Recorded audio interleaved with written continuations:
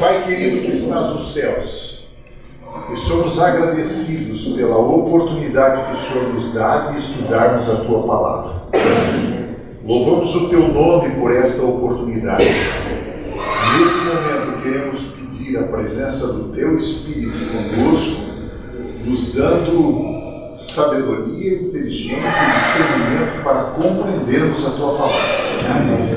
Ser também com o professor Silas ao explanar esta lição, em nome de Jesus. Amém. Amém.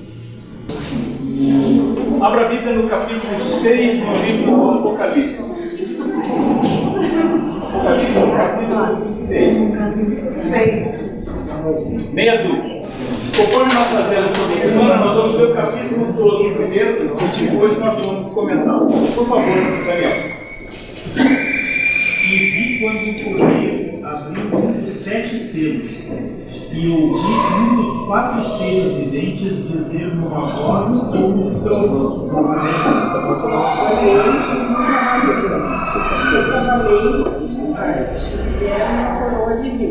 e ele saiu vencendo e conquistou. Depois do cordeiro tirou o segundo selo, eu ouvi o segundo servente dizer: venha. E saiu um cavalo vermelho, e ao seu cavalo foi dado, tirado para a terra, para que os homens matassem uns aos outros. Também pegaram na lei estava. Quando abriu o terceiro selo, ouviu o terceiro servente dizendo: venha. Então vi veio um cavalo dele e seu cavaleiro, e uma balança na mão. Ouvi o que parecia ser uma voz que veio do meio dos 4 seres vivos e dizia: meio quilo de trigo, os têm 1 quilo de trabalho, e 1,5 quilo de cevada custa a mesma coisa. E não misturem água no vinho, nem falsifiquem o azeite. Quando o cordeiro abriu o 4º selo, ouvi a voz do 4º ser vivente dizer: viva! Olhei e diante de mim estava um cavalo amarelo. Seu cavaleiro chamava-se Morte, e o Hades o seguia de perto.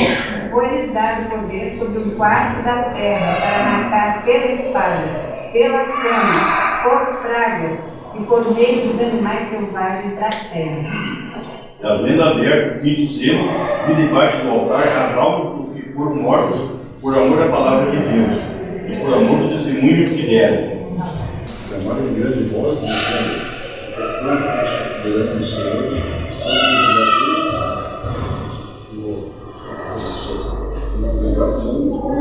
o nosso Senhor, que é sobre a terra.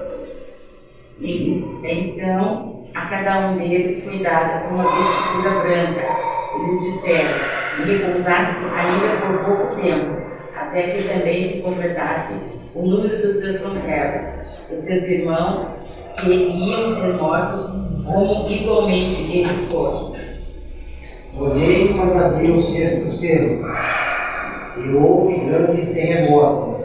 O sol se tornou negro como um saco de crina, e a lua tornou-se como sangue. As estrelas caíram do céu sobre a terra, como os filhos deles caem da fogueira, sacudida por um vento. E o céu encolheu-se o nível de mim quando se envolve. Então todos os montes e ilhas foram movidos de seus lugares. E os reis da terra, e os grandes, e os ricos, e os segundos, e os poderosos, e todo o servo, e todo o livre, se esconderam nas cavernas e nas rochas das montanhas. E gritavam para os montes e para as rochas: caiam sobre nós e nos escondam dos olhos daquele que está sentado no trono e nos protejam da ira do Cordeiro. Porque no grande dia de sua ira, e quem poderá resistir? O capítulo 6 do livro do Apocalipse é conhecido como o capítulo dos 4 cavaleiros do Apocalipse. Você viu aí, eles aparecem, todos eles montados num cavalo, sempre um cavaleiro por cavalo. A diferença é a cor do cavalo. O primeiro cavalo é branco, depois o segundo é vermelho, o segundo é vermelho, o terceiro é preto, quarto cavalo é o amarelo. O último deles é o amarelo. Ok? Muito bem. Nós vamos tratar esse capítulo agora, lembrando do seguinte: a linguagem do Apocalipse, na maioria das vezes, é simbólica. Por exemplo, vamos começar com o primeiro verso. Cláudia, por favor, pode ler para mim. Quando cortei o livro dos 7 selos e ouvi um dos 4 seres viventes dizendo, como se fosse voz de trovão, venha. João, quando ele teve essa visão, ele recebe uma ordem: venha, ele está no céu. O capítulo 5 tratou da adoração a Deus, a gente fez isso a semana passada. Então, João ainda está na cena do céu e alguém chega para ele e diz: venha. Caio, lê o próximo verso para mim, 2. Vi então, e eis um cavalo branco e o seu cavaleiro com o ar. E foi-lhe dada uma coroa, e ele saiu vencendo e para vencer. O que era um arco nos dias de João? Uma arma de guerra ou uma arma de caça. Só existia uma razão para as pessoas usarem armas: elas queriam matar, dominar, conquistar. Ok? Muito bem. Honestamente, olha para mim aqui, ó. Você acha que de fato existe no céu um cavalo branco montado por um cavaleiro que sai com um arco procurando matar alguém? Não, a linguagem é simbólica. E ela vai ficar ainda mais forte quando falar dos outros cavalos. Porque tem um cavalo, o último deles, que se chama morte. Se tem uma coisa que não vai ter no céu, é morte. Portanto, o capítulo 6 trata de uma linguagem simbólica. Eu preciso tomar um certo cuidado para não fazer interpretação literal em cima daquilo que é simbólico. Às vezes, a gente usa até hoje essas expressões simbólicas. O sujeito toma um susto e diz assim: puxa vida, quase morri. Não, quase morri é uma força de expressão, né? Quase morrer é uma coisa, e tomar um susto é outra. Mas a gente usa dessas linguagens simbólicas para dar um pouco mais de ênfase à nossa linguagem. Muito bem. É importante essa caracterização já no início, porque mais à frente vocês vão ver a necessidade de tratar aquilo que é simbólico da forma como é, tentando extrair verdades maiores, não necessariamente que os símbolos em si transmitem. Muito bem. Ao longo da história, muitos teólogos se debruçaram sobre o capítulo 6 do Apocalipse, tentando entender o que é que esses símbolos queriam dizer. E a primeira impressão que alguém tem quando lê o capítulo 6 do livro do Apocalipse é não entender nada. E se é a primeira vez que você leu esse capítulo, é capaz que você não tenha entendido muita coisa. Depois de analisar profundamente o capítulo 6 do Apocalipse, em conjunto com os capítulos anteriores e com o resto da Bíblia, um grupo expressivo de teólogos chegou à seguinte conclusão: exatamente como o livro de Daniel caracteriza a mesma verdade em diferentes etapas, qual é a verdade que Daniel recebe nas profecias a partir do capítulo 2? A verdade é que nós teríamos uma sucessão de impérios ou reinos. Era a estátua de Nabucodonosor, cabeça de ouro, peito de prata, esquadrias de bronze, pernas de ferro, pés, parte de ferro, parte de barro. Isso representava o quê? 4 reinos ou impérios universais: Babilônia, Medo-Pérsia, Grécia e Roma. E foi só essa visão que ele teve a respeito dessa realidade, certo? Não. Ele teve uma porção de outras visões. Mais à frente ele vê um leopardo com 4 cabeças. Quem que era esse leopardo? A Medo-Pérsia. A Grécia. As 4 cabeças eram os 4 grandes generais de Alexandre. Lembra disso? O urso com 2 costelas na boca, representando quem? Agora sim, os persas. Muito bem? Um animal terrível e espantoso, representando as pernas de ferro, Roma. Muito bem. Isso quer dizer o seguinte: as profecias de Daniel foram uma sucessão de visões que começavam tratando do mesmo assunto, cada vez com um detalhe diferente. Por exemplo, a visão que trata da Grécia, no sonho de Nabucodonosor, aqui eu estou falando de Daniel, e quem não estudou Daniel está perdido, né? Mas vamos lá. Eu sei que muitos aqui estudaram Daniel, então é por isso que eu estou fazendo essa referência. A visão do sonho de Nabucodonosor fala do quadril de bronze que trata a Grécia. Mais à frente, Daniel tem uma visão do carneiro e de um bode. E o bode tinha o quê? Um chifre portentoso. Ok? Muito bem. Esse bode com esse chifre portentoso representa quem? A Grécia. O chifre extraordinário era quem? Alexandre o Grande. Esse chifre é quebrado. Daniel exatamente, foi quebrado na sua plenitude, etc. E tal. Onde é que estava Alexandre no sonho de Nabucodonosor? Onde é que estava Alexandre? Alexandre não estava. Ele não aparece no sonho de Nabucodonosor. No sonho de Nabucodonosor aparecem os quadris de bronze. Fala de Alexandre? Não fala. Então, Daniel teve uma visão. De fato, quem teve foi Nabucodonosor. A visão foi dada a Daniel apenas para que ele pudesse explicar o que Nabucodonosor tinha visto. Mas a primeira visão que fala da estátua é complementada por sucessivas outras visões que vão clareando o mesmo assunto. A sucessão de impérios universais até os dias da volta de Jesus. Está claro isso? Muito bem. A mesma coisa vai acontecer no Apocalipse. Ao invés de tratar da sucessão de impérios universais, veja, o livro do Apocalipse foi escrito 600 anos, talvez um pouco mais, 700 anos depois do livro de Daniel. Portanto, já não fazia mais sentido profetizar a respeito da Grécia, de Alexandre. Alexandre tinha morrido 300, 400 anos no passado.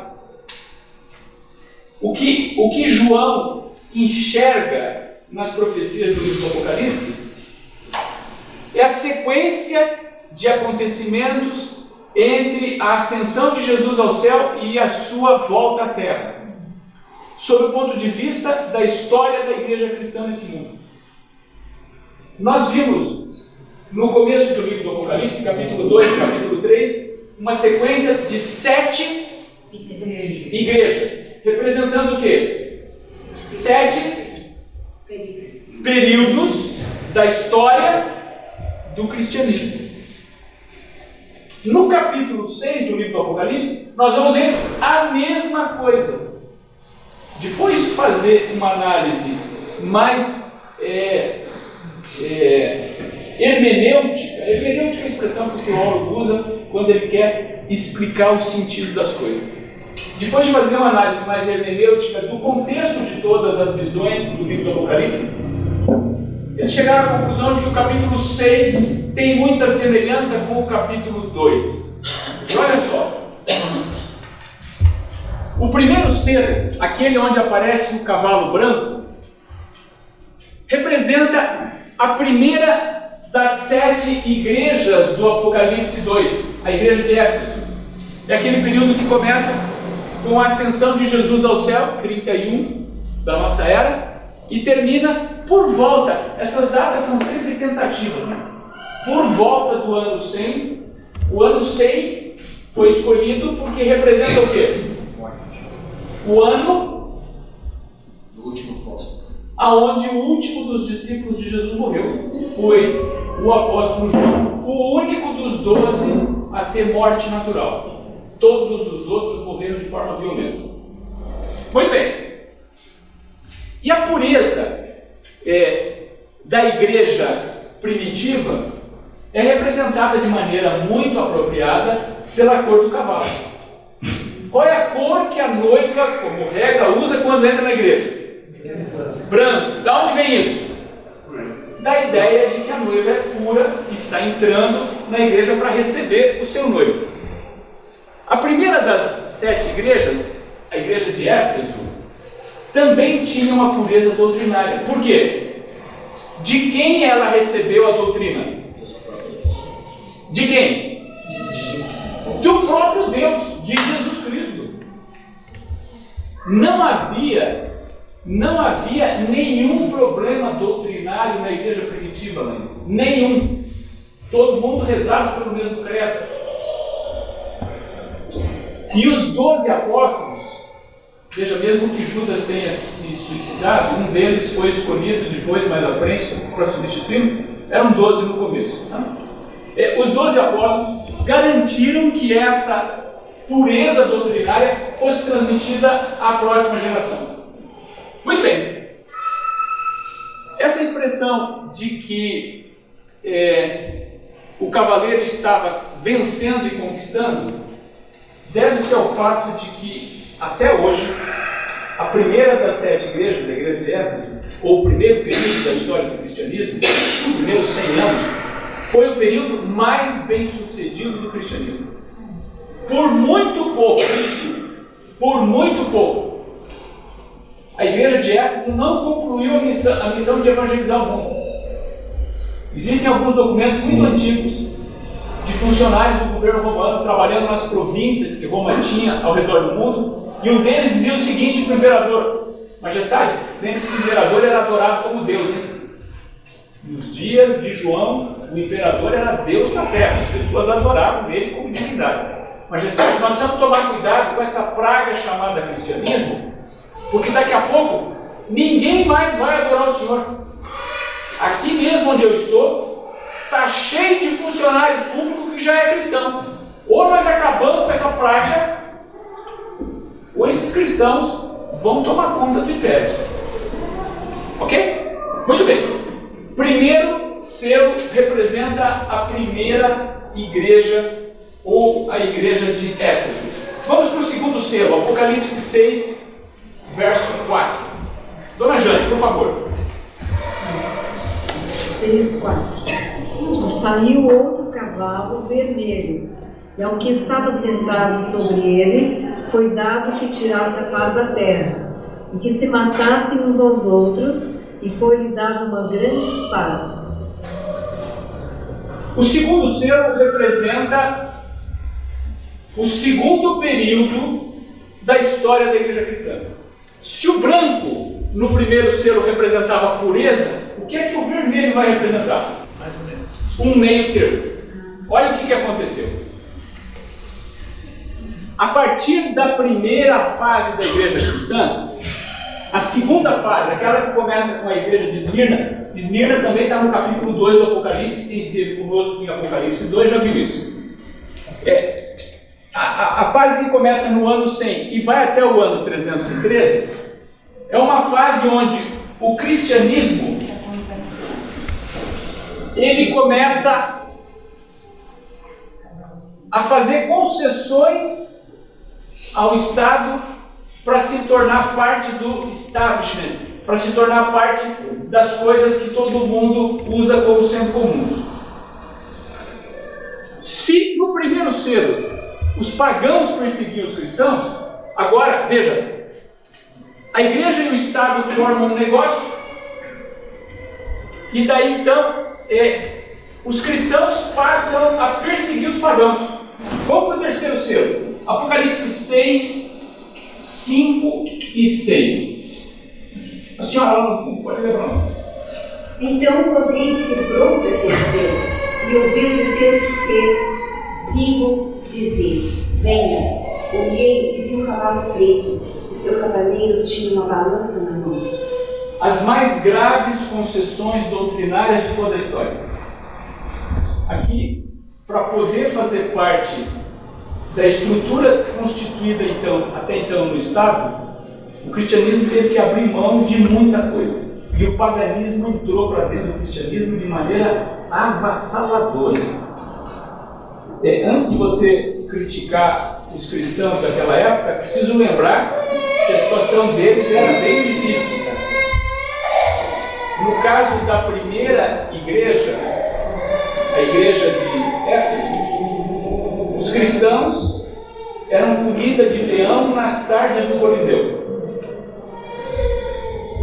E agora então alguém faz a seguinte proposta: não só vocês deixam de ser comida de leão, como eu vou me tornar cristão, cristão já não paga mais imposto e vai contar com a proteção do Estado.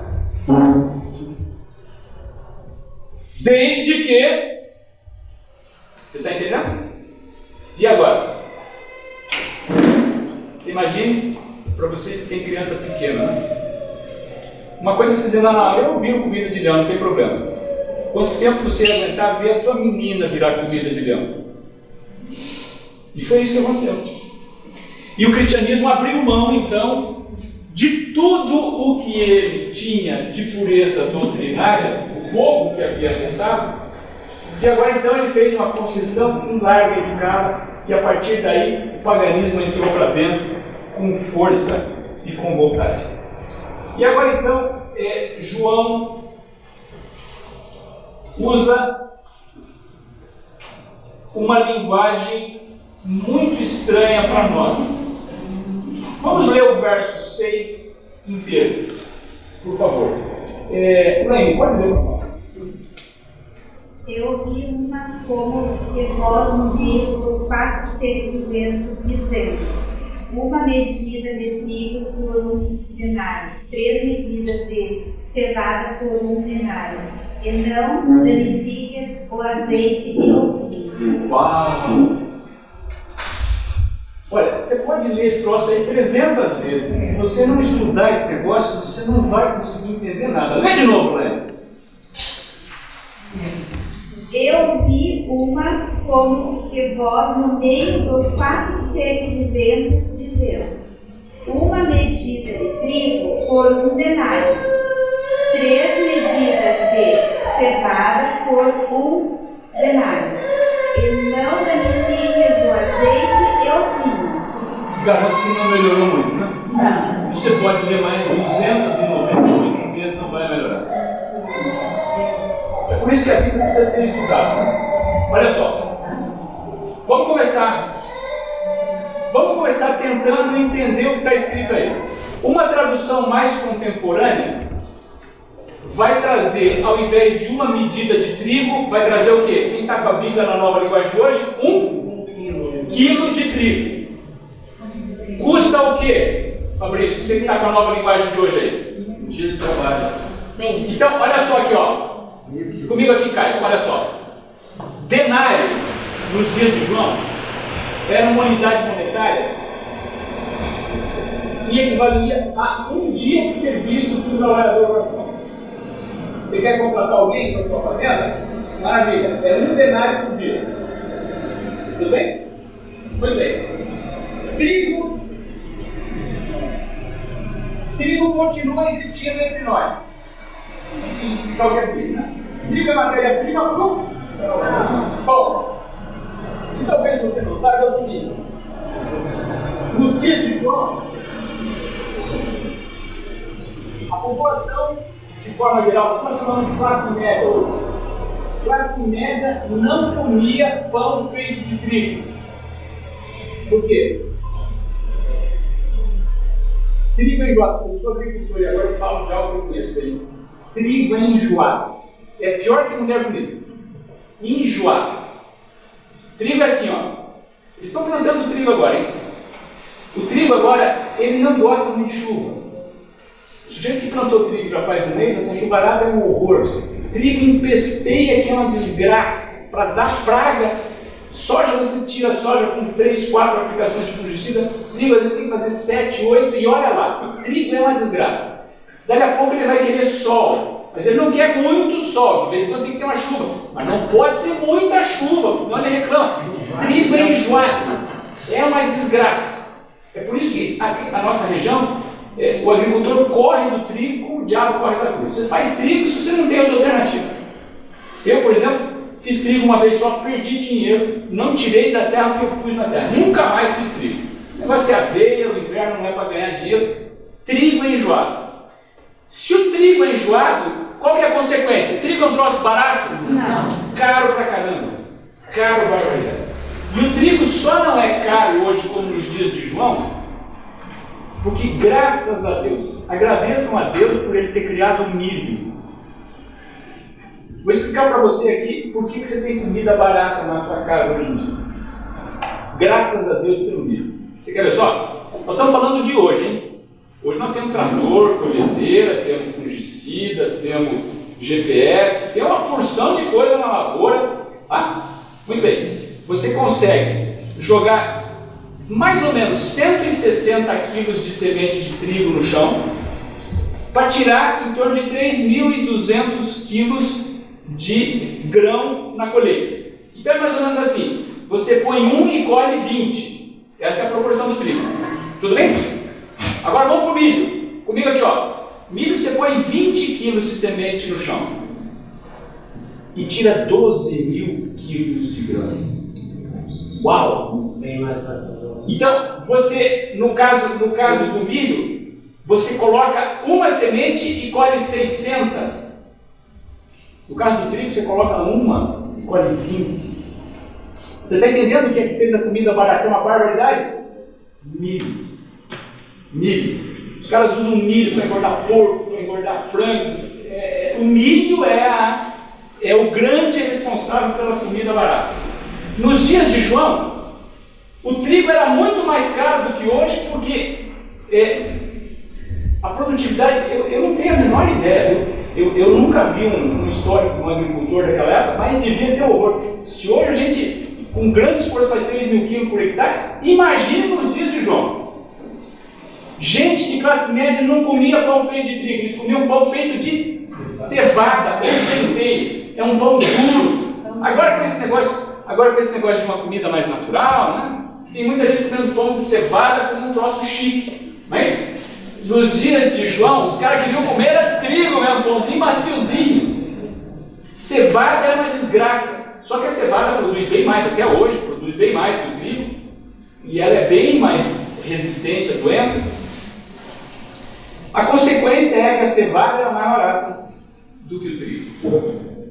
Muito bem, agora que você entendeu o que estava em discussão, vamos trazer isso para valores dos dias de João. Essa relação de preço que o capítulo 6, verso 6 apresenta entre o serviço de um dia e o quilo do trigo é uma relação descomunal. O texto diz claramente aqui que 1 quilo de trigo custava quanto? Um dia inteiro de serviço. Olha só. Então era mais ou menos assim. O cara trabalhava, se fosse esse realmente o preço da praça, o cara trabalhava malemar para arrumar comida para ele comer. Estima-se que essa proporção, 1 dia de serviço para 1 quilo de trigo, nos dias que João escreveu isso, era 16 vezes mais caro do que o supermercado estava cobrando na região. 16 vezes. Para a gente entender o tamanho da caristia que estava sendo prevista aqui para João, vamos trazer isso e atualizar para nós. Nosso salário mínimo está na casa de 950 pila, né? Olha o que eu concluí aqui, ó. Um dia de serviço hoje, eu estou usando aqui 22 dias úteis no mês, então um trabalhador que ganha salário mínimo vai receber em torno de R$43 por dia. 1 quilo de farinha hoje teria que custar R$86, ou 27 vezes mais do que os R$3,15 que eu encontrei no supermercado hoje. Não sei se R$3,15 é um preço bom, ok? Mas imagine se o quilo da farinha de trigo custasse para nós hoje R$86. Socorro! Quanto é que ia custar um pãozinho na rodalia? Para a farinha sair de R$3,15 para R$86, o que tem que acontecer, pessoal? Vocês conhecem isso, hein? Inflação. 15 dias atrás, vocês viram a gasolina chegar em R$10. O que tem que acontecer? Tem que haver uma escassez. Acredite no que eu estou dizendo. É só os Estados Unidos terem um ano inteiro de seca. Os Estados Unidos é o maior produtor de tudo, hein? Agora dizer que o Brasil é o segredo do mundo, isso é conversa fiada. Nós, com muita ajuda de Deus, produzimos no ano inteiro 120, 130 milhões de toneladas de soja, somando tudo, milho, etc. Dá uns 200 milhões. Os americanos produzem 400 milhões só de milho. Só de milho. Eles são o maior produtor de milho, de soja. O Brasil está quase encostando em soja. Eles são um grande produtor de trigo. Então, se os americanos tiverem um ano inteiro de problemas na safra de trigo deles, e a Argentina, o nosso trigo vem da Argentina, hein? E a Argentina também, meu amigo, você vai ver farinha de trigo a R$86. E daí vai acontecer o quê? E daí vai ter preço alto, escassez. Resumindo, se fosse só o trigo que a gente usa para produzir comida, ia ter o quê? Fome. Olha o que acontece com o terceiro selo. Jesus uma vez disse num sermão, isso quem anotou foi João, está lá no capítulo 6, verso 35, eu sou o quê? O pão da vida. Muito bem. E esse pão da vida que Jesus representa estava à disposição de todos, de maneira abundante, gratuita. Agora, João recebeu uma profecia dizendo que um dia no futuro a escassez de pão, agora não é o pão real, é o pão espiritual, seria tamanha que ele ia ficar 27 vezes mais caro. Aquilo que devia ser gratuito. Pessoal, quando você corre na história e vai ver o que aconteceu no período da terceira igreja, você vai ver que chegou uma fase, aquilo que devia ser gratuito, salvação, passou a ser vendido. As pessoas compravam lugar no céu. Eu não estou brincando, não. Compravam. Tu já estabelecia um preço lá? Quanto é que você quer?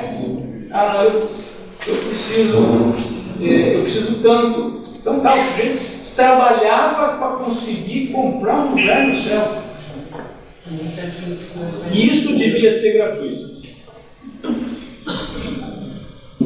Agora vamos tratar da última parte aqui. Não danifiques nem o azeite nem o vinho.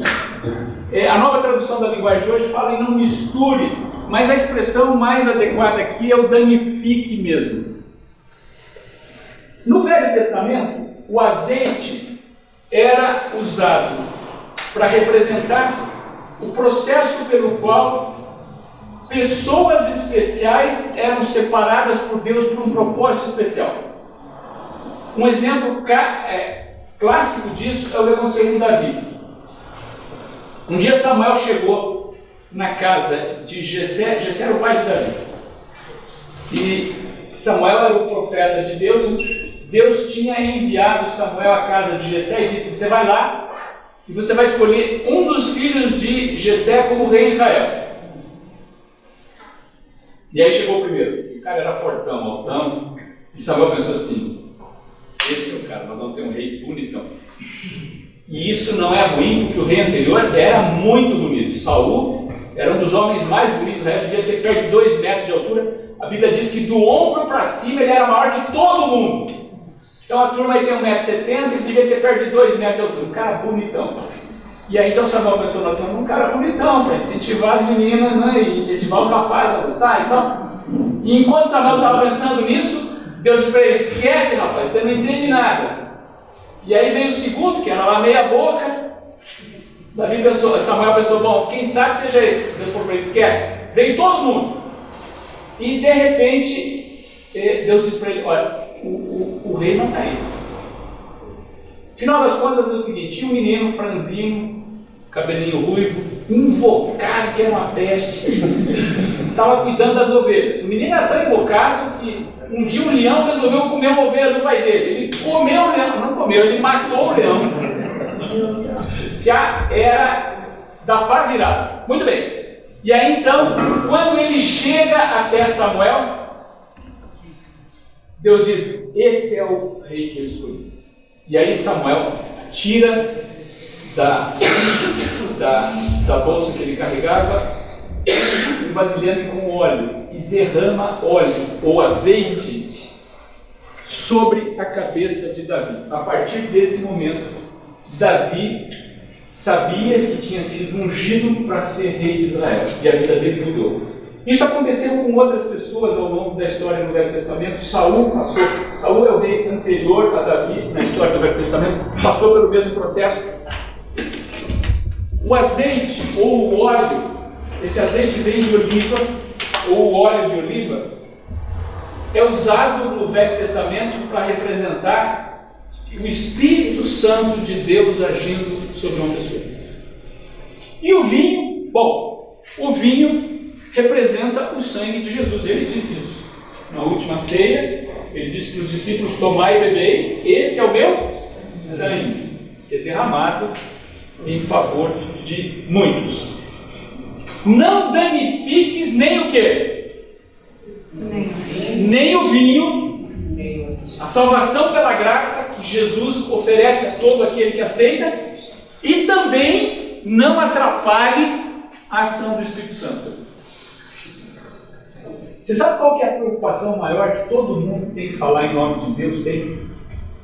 Isso é uma regra. Você vai sentir isso bem no dia que chegar a tua vez de falar para as pessoas em nome de Deus. E é uma preocupação que eu tenho cada vez que eu venho aqui. Eu peço sempre para Deus o seguinte: Senhor, eu não sei bem o que eu vou falar, mas eu sei que o Senhor sabe o que eles precisam ouvir. Permita que eu não me atrapalhe. Não sou eu que vai converter ninguém. Não sou eu que vou converter ninguém. Por melhor que seja o discurso do pastor, ou do teu instrutor de Bíblia, ou seja lá quem for, não é ele que morreu para salvar você na cruz. Quem morreu é Jesus Cristo. Quem trabalha no teu coração é quem? O Espírito Santo. E nós podemos tanto contribuir para que o Espírito Santo possa atuar de maneira mais rápida, ou podemos atrapalhar. Não danifiques, não atrapalhe nem a ação do Espírito Santo, nem a ação salvífica, vicária, substituta, salvadora de nosso Senhor Jesus Cristo. Muito bem. E essa foi uma época em que as pessoas eram afastadas de Deus, muitas vezes por causa dos líderes religiosos. E essa desgraça existe até nós entre hoje. Até nós. Até hoje entre nós. Olha só, eu conheço muita gente que tem medo de Deus, tem medo de igreja, tem medo de ler a Bíblia. Deus é um sujeito carrancudo, um sujeito que não tem muito interesse na salvação. Deus é um cidadão que está lá em cima só fazendo conta, você cometeu um pecado, fogo do inferno, traz o próximo. Não é assim. Não é assim. Veja só, até hoje, essa deterioração a respeito do caráter de Deus está entre nós. E isso é fruto da ação do inimigo dele. Muito bem. Vamos para o quarto selo.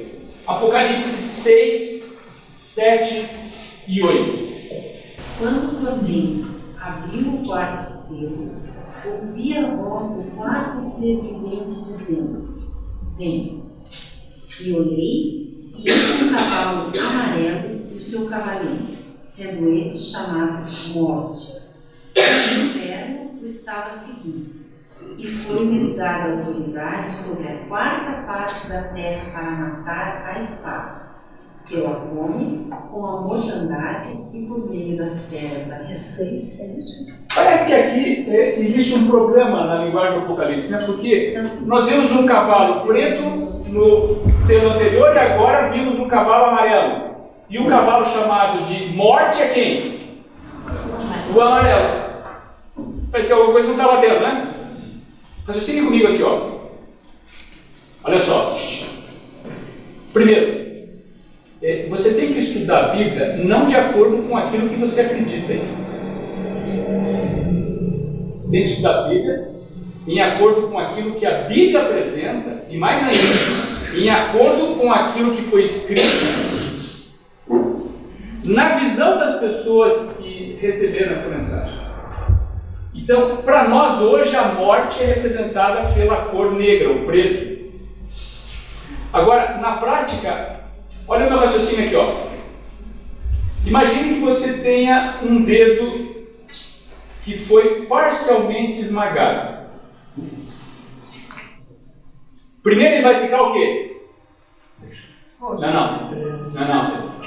Primeiro ele vai ficar? Não.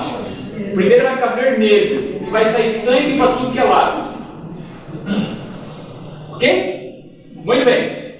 Depois esse sangue vai começar a secar e ele vai ficar preto. Ok? E enquanto ele está preto, a coisa está feia, mas ainda tem esperança. Agora, você imagine um dedo parcialmente esmagado que começa a ficar amarelo. Está acontecendo. Você está entendendo meu português? A morte vem quando você começa a apodrecer. O quarto selo representa a podridão doutrinária.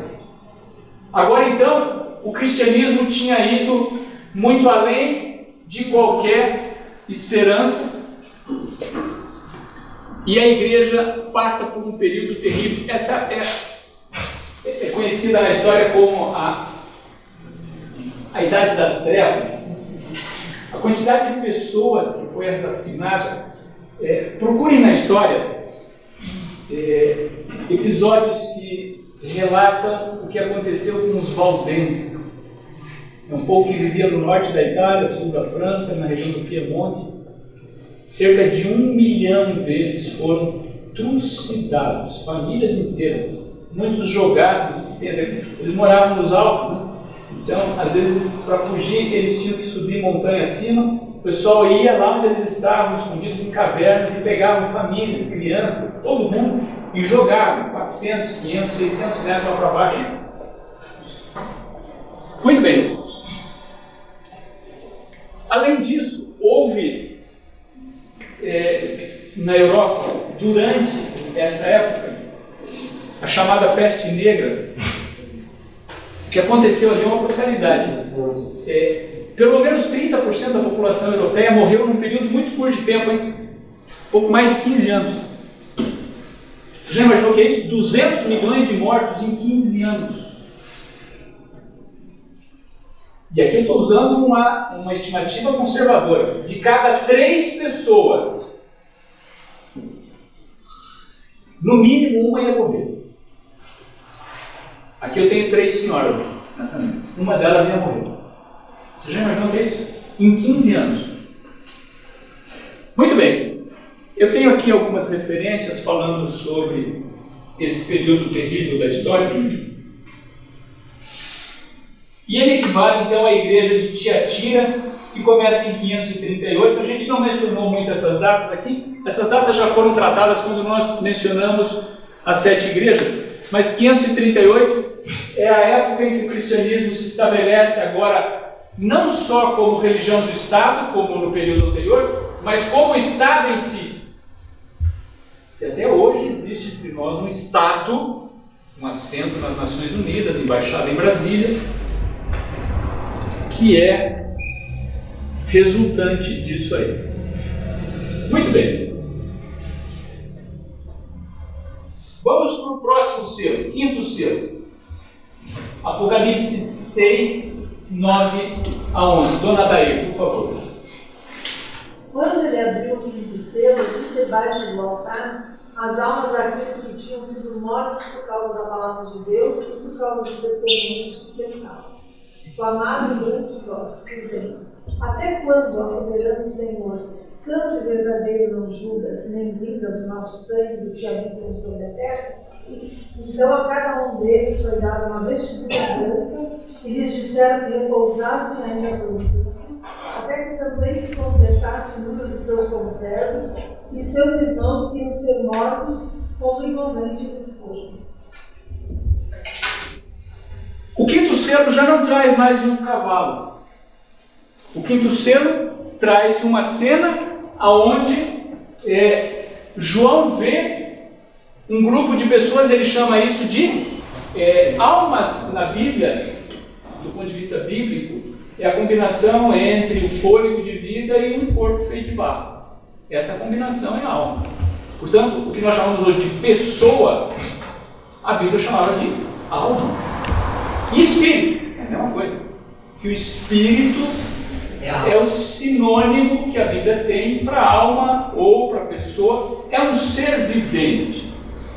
Então, na linguagem de João, ele vê aonde?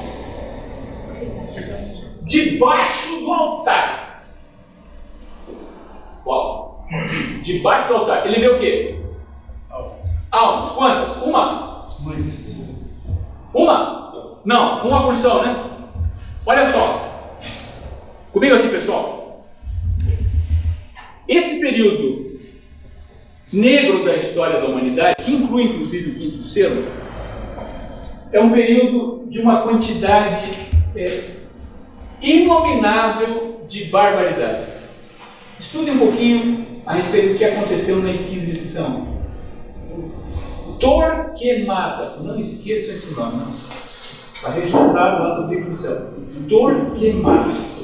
Corram atrás, vejam quem foi esse cidadão. Torquemada. Estima-se que 50 milhões de pessoas ao longo da história foram trucidadas. 50 milhões. Nem todos eles eram mártires, mas muitos eram. E algumas das melhores pessoas que passaram pela face da Terra. Um deles, John Hus, era o reitor da Universidade Católica de Praga, foi queimado vivo. E sabe por quê? A acusação que ele teve que refutar era: ou ele acreditava na Bíblia e morria queimado, ou ele negava a Bíblia e abraçava as tradições dos homens. Só isso. Portanto, se você está estudando a Bíblia comigo aqui, é porque algum interesse você tem. Grande chance de você ser parceiro de fogueira de John Hus. Ok? E John Hus é apenas um caso. Nós temos outros tantos. Muito bom. O interessante é o seguinte: esses versos de Apocalipse que nós acabamos de ler dão margem para uma interpretação medonha de coisas distorcidas. Muitas coisas. Por exemplo, tem muita gente que usa esses versos para dizer o seguinte: está aí a prova de que os mártires, gente boa, quando é morta, vai para onde? Para o céu. Tudo bem? O que está escrito aí. Não foi isso que está escrito aí? Muito bem. Agora, também está escrito aí que tem um cavalo branco, um sujeito com um arco querendo matar. Tudo bem? Conquistar. Tem um cavalo amarelo que se chama Morte, lá no céu. Você acha que tem um cavalo branco com um arco na mão lá no céu? Não. Tem um cavalo amarelo chamado Morte lá no céu? Não. Portanto, cuidado em tentar trazer uma interpretação literal para aquilo que é simbólico. Se isso tudo que eu estou falando é verdade, então agora você vai fazer a seguinte pergunta, né? E é bem razoável que você faça essa pergunta. O que Apocalipse está querendo dizer com essa ideia de que tem mártir no céu, debaixo do altar, pedindo vingança? Bom, antes da gente concluir aquilo que não pode ser concluído a partir desse verso, vamos ver o que a Bíblia diz sobre esse assunto em outros versos. Volte comigo no Velho Testamento, no livro de Eclesiastes. Nós vamos ler o capítulo 9, o verso 5 e o verso 6. Sim, os vivos sabem que vão morrer, mas os mortos não sabem nada. Eles não vão receber mais nada e são completamente esquecidos.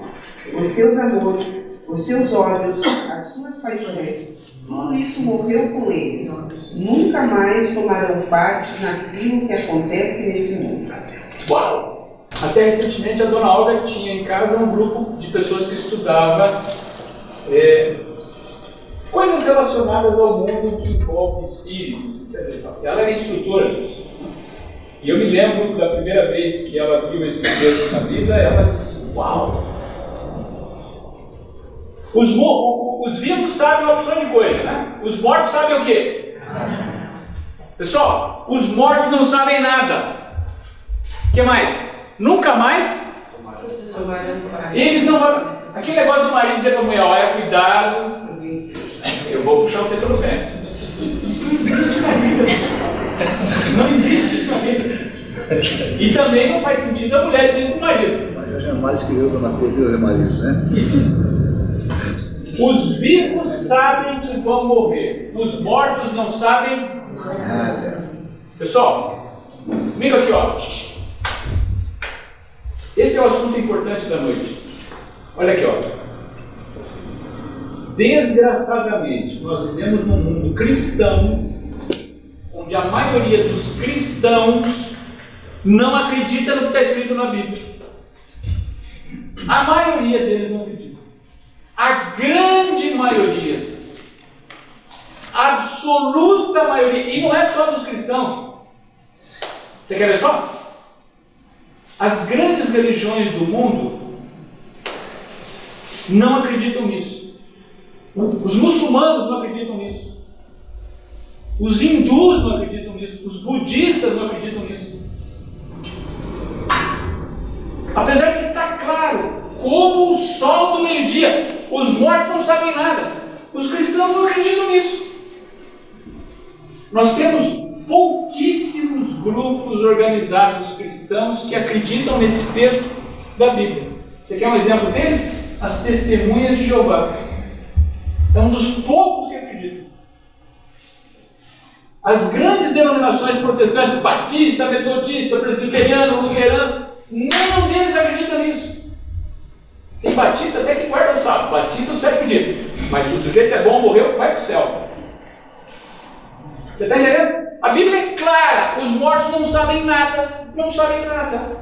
Nunca souberam nada.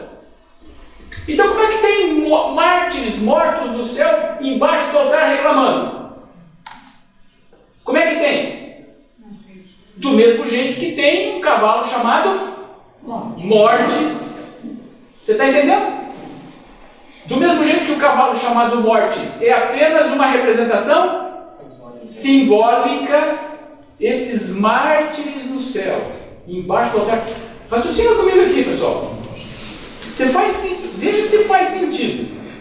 O sujeito é mártir. João Lúcio foi queimado vivo.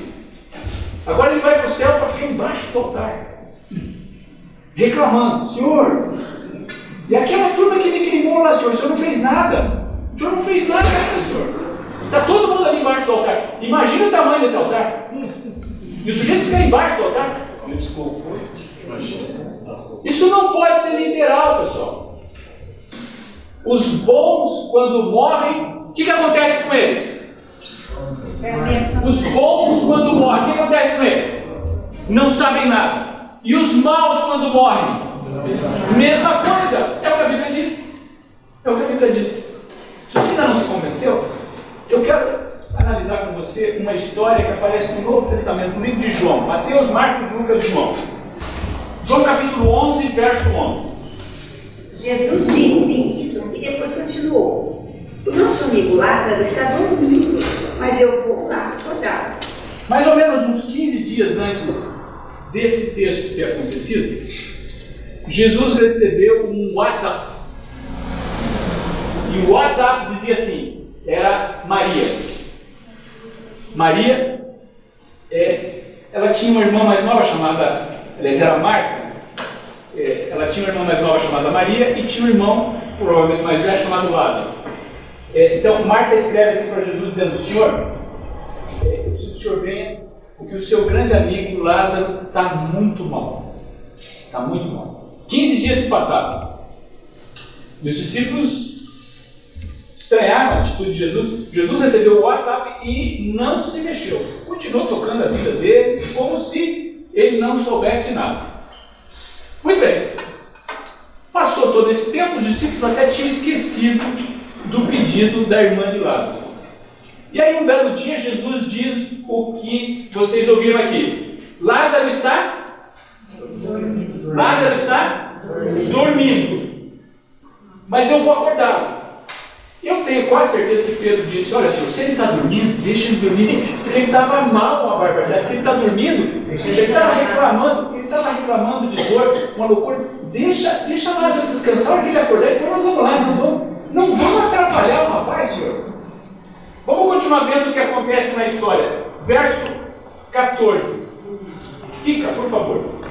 Então Jesus lhes disse claramente, Lázaro morreu. Comigo aqui, pessoal.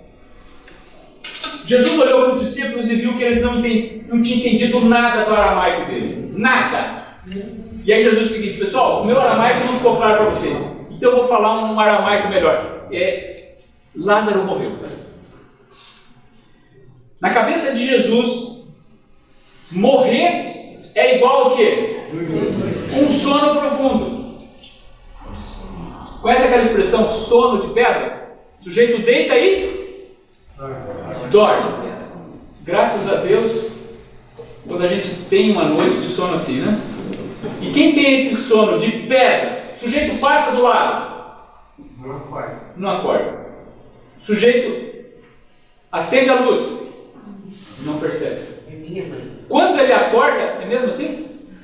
Quando ele acorda, qual é a noção que ele tem de tudo que aconteceu entre o momento que ele dormiu e o momento que ele acordou? Nenhuma. Então, Lázaro estava dormindo, sim ou não? Sim. Não. Na prática, Lázaro estava dormindo, sim ou não? Não estava dormindo. Ele estava morto. Só que para Jesus, a morte é um estado semelhante ao do sono profundo. Ou, em outras palavras, é um estado de inconsciência. Pessoal, é só você ver aqui, ó. Os mortos não sabem qual que é a consciência que eles têm. Será que eles vão se preocupar com esse negócio? Cremos que a minha agora o que vão fazer? Não vão poder cortar grama em cima. Eles não sabem nada, pessoal. Eles não sabem nada. Nunca souberam nada. Eles estão inconscientes. Então Jesus disse para os discípulos, eu vou acordar Lázaro. Os discípulos não entenderam. E agora então Jesus claramente diz, Lázaro morreu. Lázaro morreu. Uau, Lázaro morreu. Aí eu imagino que o pessoal ficou muito chateado. Muito chateado. Muitos deles, ninguém falou nada, mas muitos deles pensaram assim, bom, eu não vou falar nada, porque senão vão dizer que eu estou querendo, né? Mas olha só, a culpa é sua, porque nós recebemos um WhatsApp há 15 dias atrás. Se o senhor tivesse ido lá, tinha curado. Inacreditável, meu Deus. Inacreditável. Muito bem. Pessoal, olha só. 4 dias tinham se passado desde a morte de Lázaro.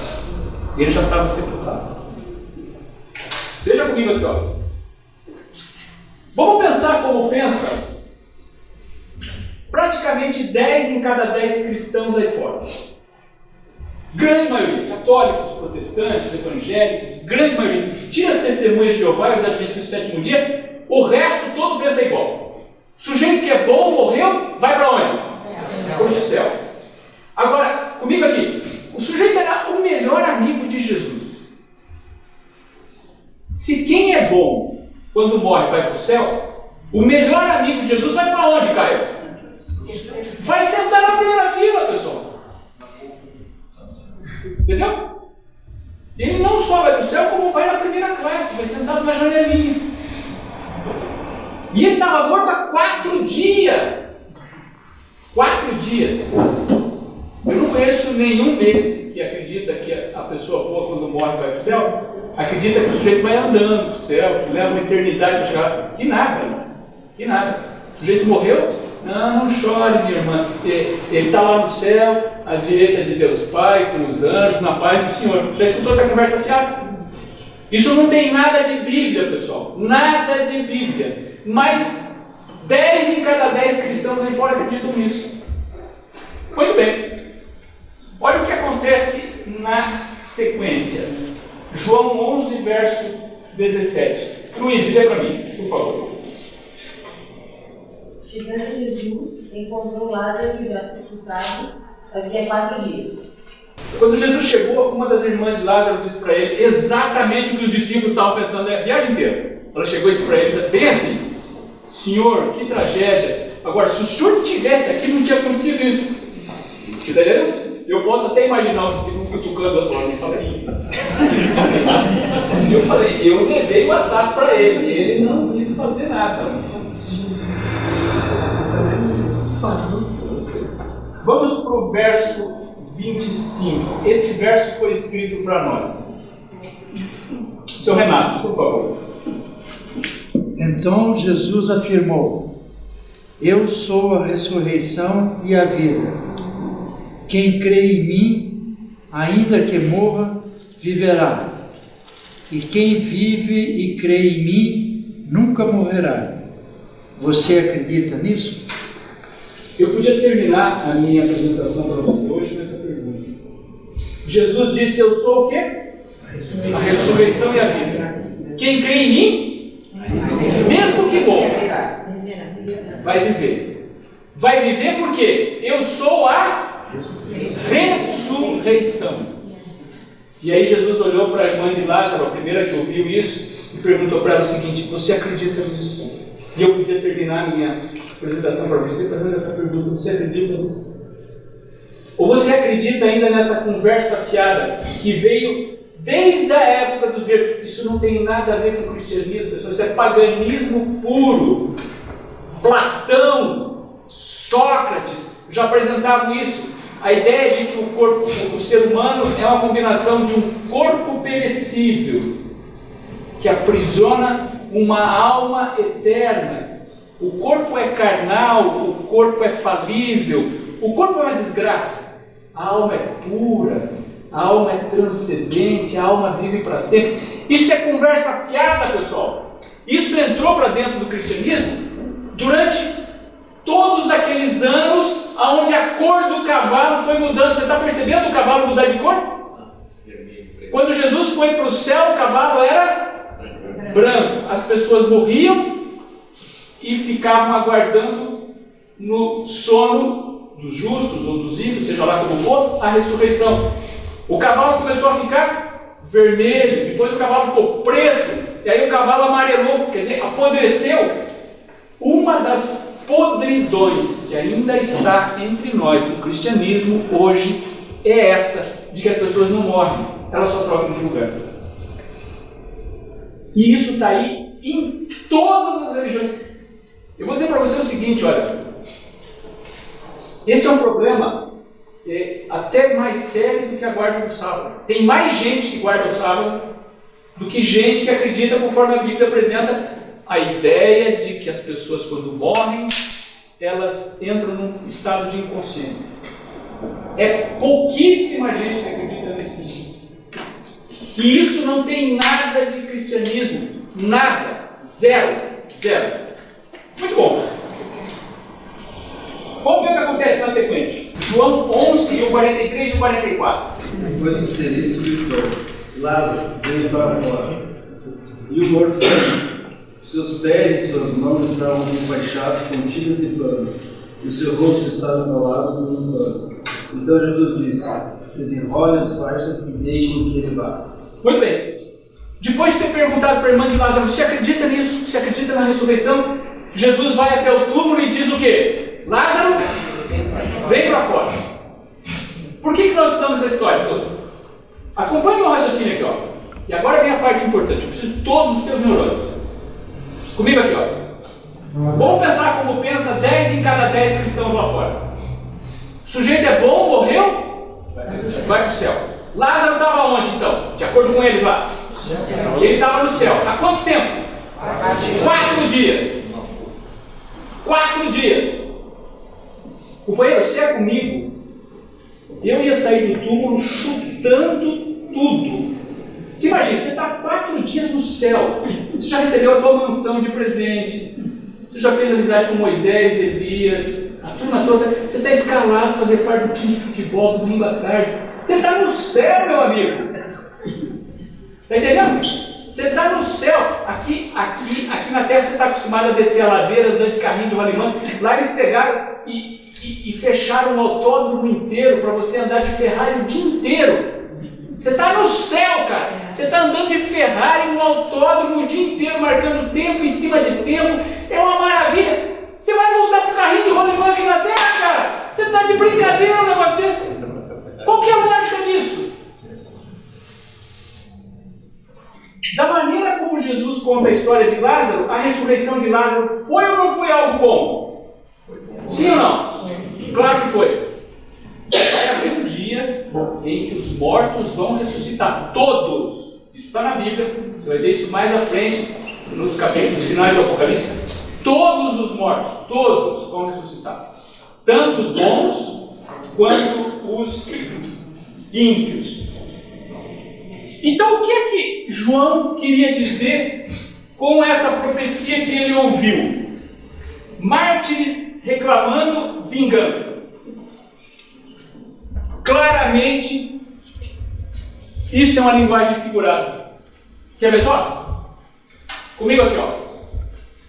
No começo da Bíblia, no capítulo 4 do Gênesis, nós temos a história de Caim e Abel, que conta o primeiro assassinato.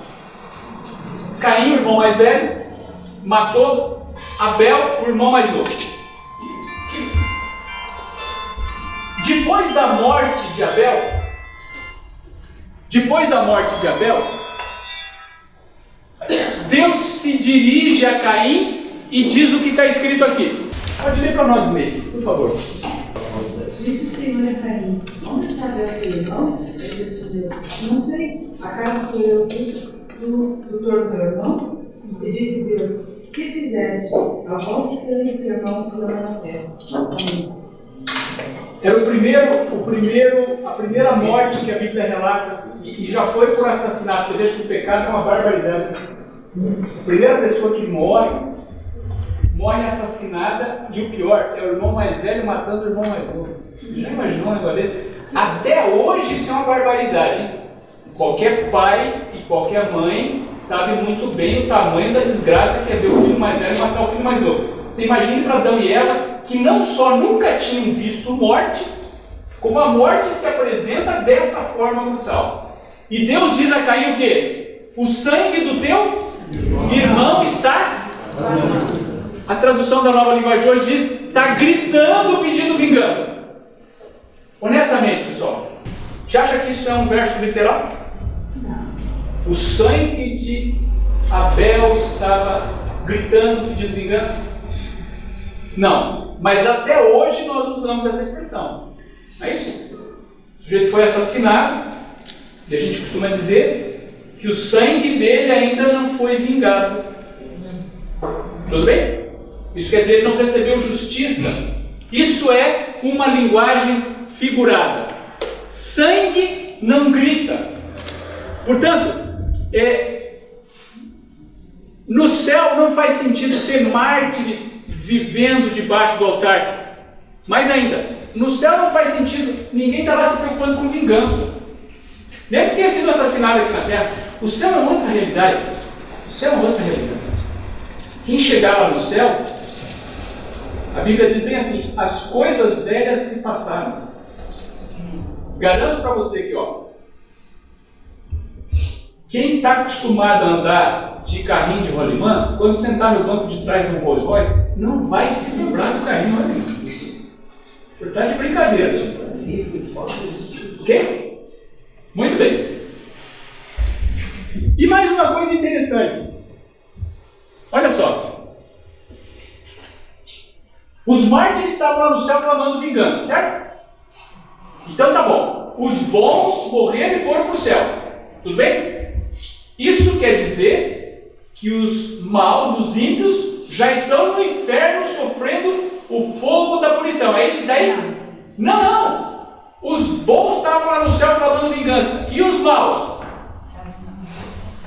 Veja, a pergunta que é feita A pergunta que é feita para Deus é o seguinte: quando é que o Senhor vai vingar o que fizeram conosco? É John Hus perguntando: quando é que o Senhor vai vingar os que me queimaram vivo? Mas os assassinos desses mártires já tinham sido punidos? Não, claro que não.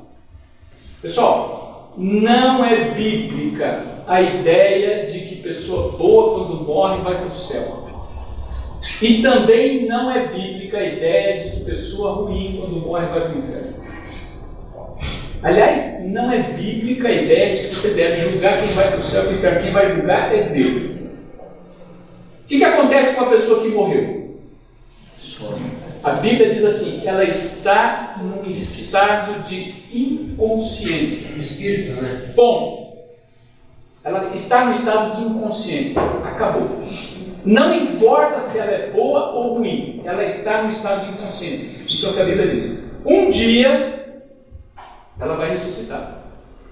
E ela vai receber a recompensa de acordo com aquilo que ela fez.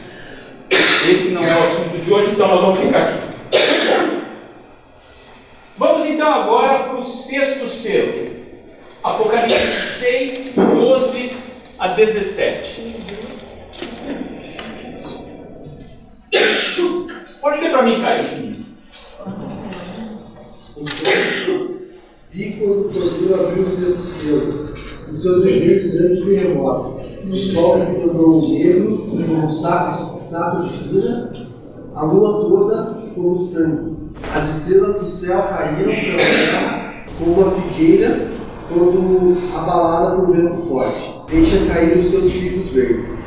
E o céu recolheu-se como um pergaminho, quando se enrola. Então, todos os montes e ilhas foram movidos do seu lugar. Os reis da terra, os grandes, os comandantes, os ricos, os poderosos e todo escravo e todo livre se esconderam na caverna e nos penhascos dos montes e disseram aos montes e aos rochedos: cai sobre nós, esconde-nos na face daquele que se assenta no trono e da ira do Cordeiro, porque chegou o grande dia da ira deles. E quem é que pode resistir? Esse 6º selo equivale ao período profético das duas últimas igrejas de Apocalipse 2 e 3, Filadélfia e Laodiceia. Ele começa em 1755 e ele vai até a volta de Jesus. Eu já vou justificar essa data de 1755. O 6º selo fala de algo sobrenatural acontecendo na Terra, sinais na natureza. A Bíblia menciona 4 sinais: um terremoto, o escurecimento do sol, a lua se tornando de sangue e a queda das estrelas. Quem é professor sabe que tudo que é importante precisa ser o quê? Lembrado, repetido. A professora Selma aqui na frente sabe bem disso. Se um negócio é importante, você tem que repetir. Olha que curiosidade que eu encontrei quando revisava os textos dessa semana. Essa sucessão de eventos sobrenaturais mencionados no texto que o Caio acaba de ler são repetidas 9 vezes na Bíblia. Está aí os textos todos. Apocalipse 6:12 é o que nós lemos. Apocalipse 11:13, 16:18, Isaías 13:10, Joel 2:10, Joel 2:31, Joel 3:15, Mateus 24:29, Marcos 13:24-25, Lucas 21:25. 9 vezes. Vamos ler uma delas só. É Jesus falando em Mateus 24:29. Mateus é o primeiro dos livros do Novo Testamento. Logo em seguida, a tribulação daqueles dias, o sol escurecerá, a lua não dará sua claridade e as estrelas cairão do firmamento, e os poderes do céu serão abalados. A Bíblia apresenta esses sinais sobrenaturais acontecendo na natureza pouco antes do retorno do Senhor 9 vezes. E agora então, Vamos identificar na história esses acontecimentos, porque isso tudo que está aí já aconteceu. Era dia de Todos os Santos, 1º de novembro, 1755. Perto das 9h40 da manhã, num sábado, o chão começou a tremer em Lisboa.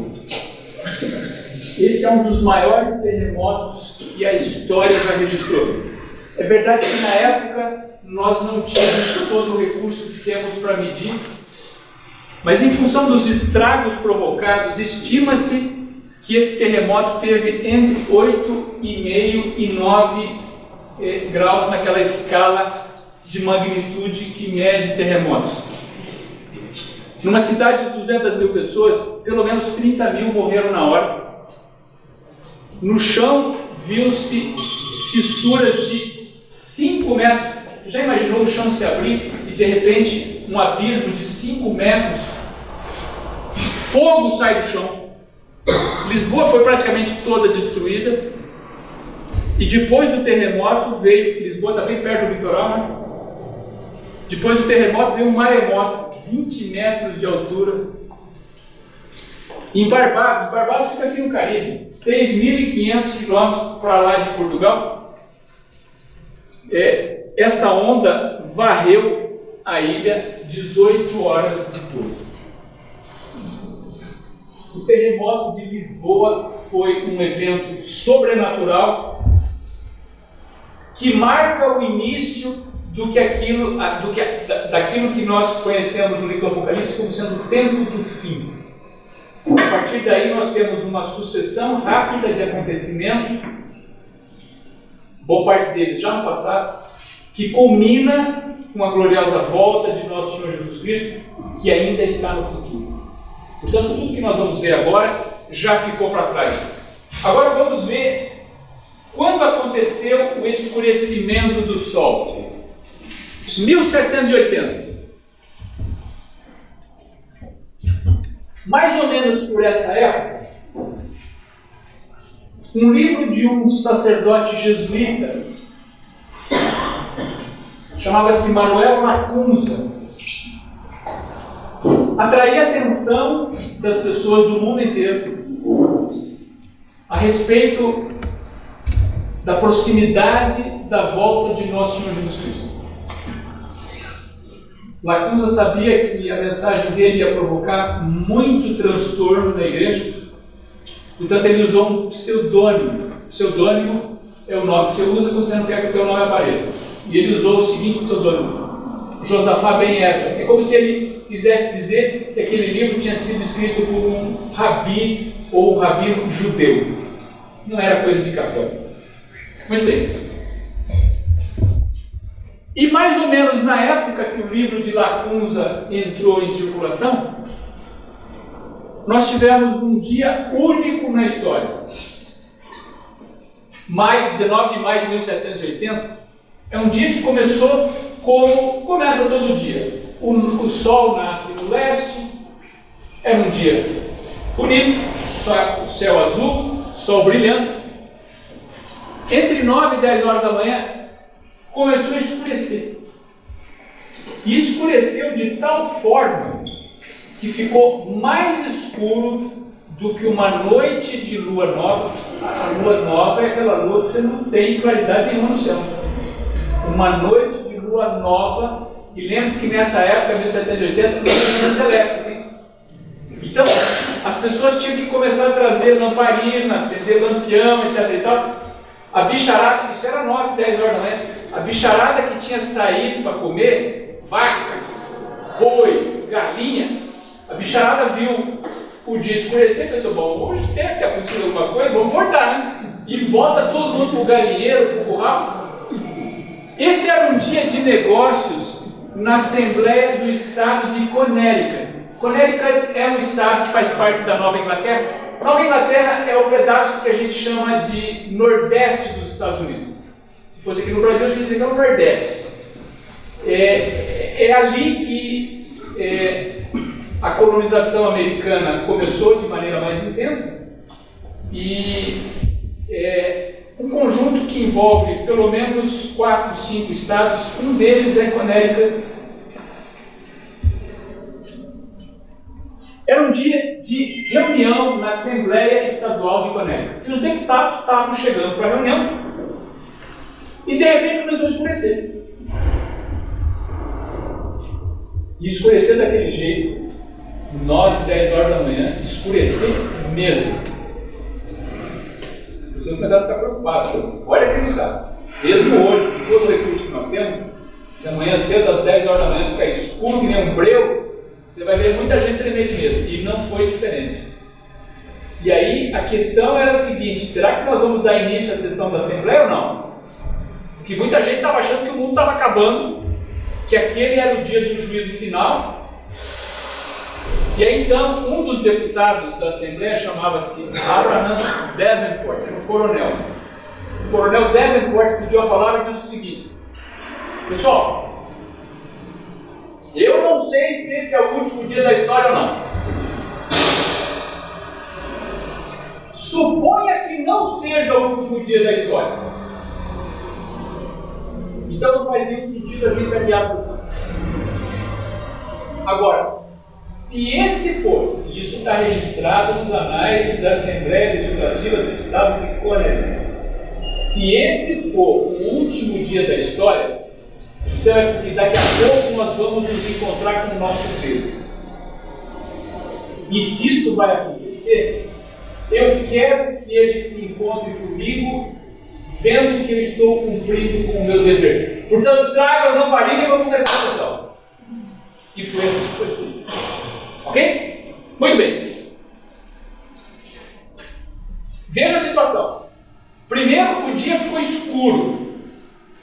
E aí, então, quando aquilo que era para ser o dia acabou, veio a lua. Na noite seguinte, a lua apareceu só por volta da meia-noite, no meio do céu, vermelha como sangue. Vamos ler de novo Apocalipse 6, o verso 12. César, por favor.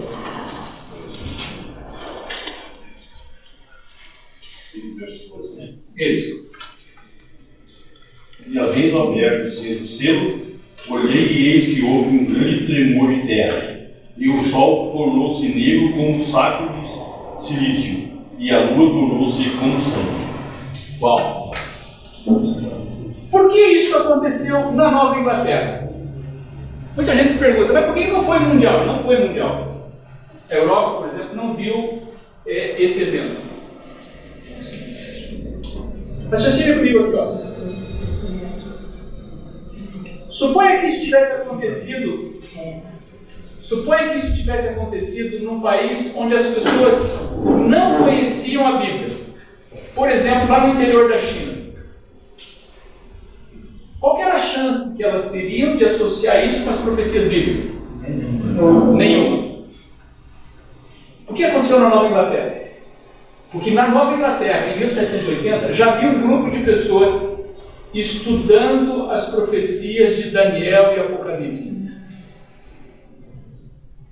Portanto, quando isso aconteceu, elas foram alertadas para o fato de que aquilo que tinha acontecido era o quê? Cumprimento de uma profecia. Isso é uma coisa muito importante para você que está estudando Apocalipse comigo aqui. Veja só. Pode parecer muito estranho o que eu vou te dizer, mas é verdade. O livro do Apocalipse não é escrito especificamente para você saber o que vai acontecer no futuro. Não, é o contrário dele. O livro do Apocalipse é escrito para você ter certeza de que depois que as coisas acontecerem, a profecia já estava ali dizendo que elas aconteceriam assim. Quer um exemplo disso? Jesus passou 3 anos e meio aqui na terra, fazendo sermão após sermão, curando, ressuscitando, e ele dizia assim para os discípulos, especialmente no final dos 3 anos e meio: moçada, nós estamos indo para Jerusalém, eu vou morrer, eles vão me matar, mas eu vou ressuscitar ao 3º dia.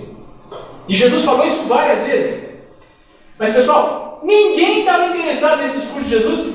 Eles estavam querendo que Jesus se tornasse rei em Israel, assumisse o poder. Ninguém prestava atenção para a profecia de Jesus.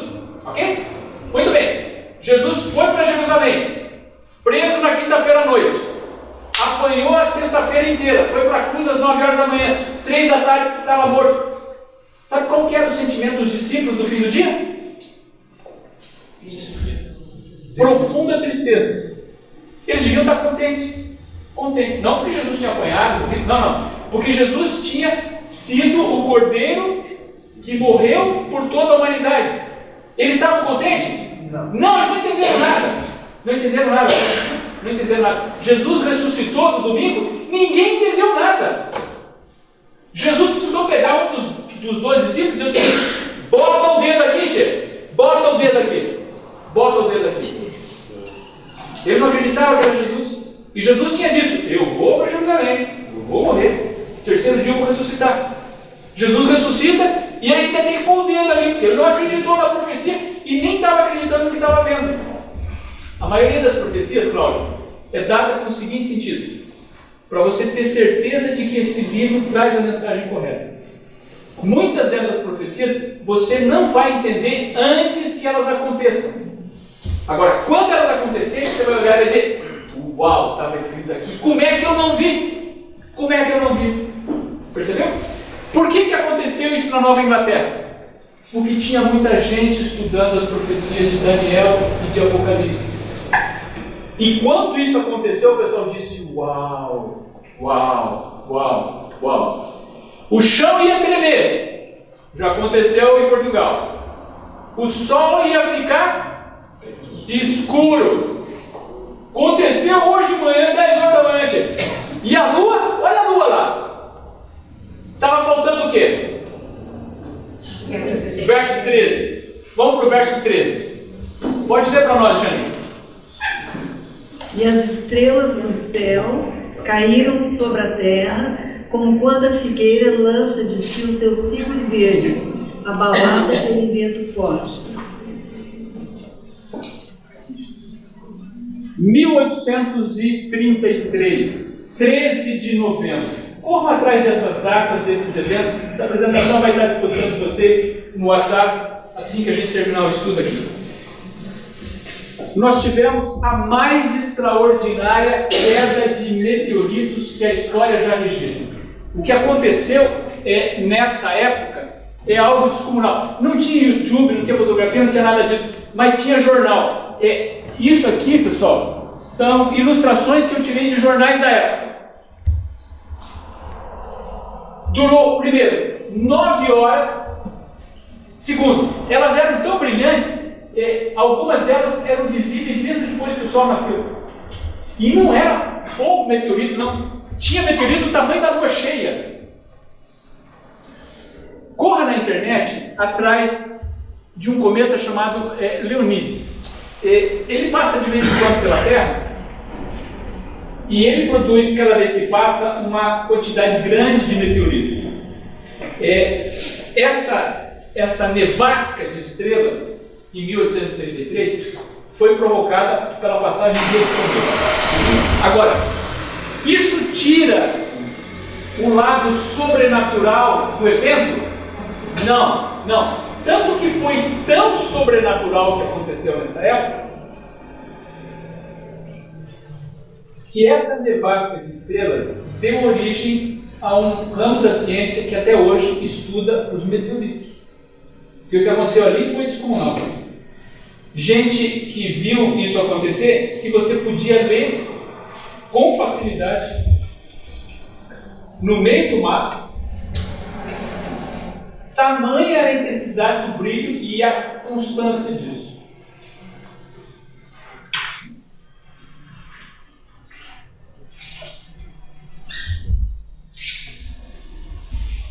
Isso aqui era para ser um meio comercial, não sei por que ele transformou isso assim. Mas então, nós estamos falando de selos e de igrejas, né? Esse aqui é um quadro para você ter presente a relação entre os selos e as igrejas. Lembrando que o último selo que nós estamos vendo hoje, que é o sexto, cobre o período de duas igrejas, Filadélfia e Laodiceia. O sétimo selo não aparece em Apocalipse 6, de fato ele não vai aparecer nem em Apocalipse 7. Nós vamos esperar mais 2 semanas para ver o que vai acontecer com o sétimo selo. E agora eu quero voltar a ler os versos 14, 15, 16 e 17. Pode ler para mim, E o céu recolheu-se e o pergaminho conduziu lá. Então todos os montes e ilhas foram movidos sobre cheios das terras, os grandes, os comandantes, os ricos, os poderosos, todos os escravos, e doloridos se esconderam nas cavernas, nos penhascos, nos montes. E disseram aos montes e às rochas: Ai sobre nós escondemos da face daqueles que se assentam no monte da ilha e do cordeiro. E que chegou o grande dia, ira deles, e quem é que pode suster-se? Os últimos 4 versos do capítulo 6 de Apocalipse descrevem de maneira poderosa o quê? A única parte de tudo que nós vemos que ainda está no futuro. Pessoal, quando você lê de novo o Apocalipse 6, dê uma olhada no final do verso 13. É aquele que fala sobre a queda das estrelas, tudo bem? E agora então vamos para o verso 14. O céu desapareceu. Comigo aqui, ó. Nós, você e eu, estamos em algum lugar entre o verso 13 e o verso 14. O verso 13 já ficou para trás. As estrelas já caíram. Todos os sinais sobrenaturais a respeito da gloriosa volta de nosso Senhor Jesus Cristo, todos já estão no passado. De acordo com o texto que nós acabamos de ler, a única coisa que está no futuro é o quê?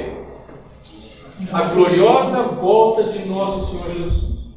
É por isso que eu digo para você, eu não sei quando ele vai voltar, a Bíblia não diz. Pode ser hoje? Pode. Seria espetacular, hein? Sair daqui para ver Jesus voltar. Agora, veja a descrição que é feita da volta de Jesus. Muitas pessoas vão se esconder. E elas vão se esconder pedindo que o mundo caia sobre elas, porque elas não podem aguentar os olhos do Cordeiro. Nós vimos no começo do livro do Apocalipse, João, quando teve uma visão de Jesus, ele disse que os olhos pareciam como chamas de fogo. Eu não posso terminar a nossa conversa, e esse é meu último slide, eu não posso terminar a nossa conversa hoje sem perguntar para você o seguinte: quando tudo que o Fernando acabou de ler acontecer, como é que vão estar os teus braços? Será que eles vão estar correndo atrás da caverna mais próxima, tentando esconder o rosto e se proteger dos olhos daquele que se assenta no trono e da ira do Cordeiro? Ou será que os teus braços vão estar bem abertos, dizendo: esse é o nosso Deus, a quem nós aguardávamos, na sua salvação, nós esperamos todos esses anos. Não esqueça que foi de braços bem abertos que Jesus morreu para salvar você. Amém. Ele é o teu salvador.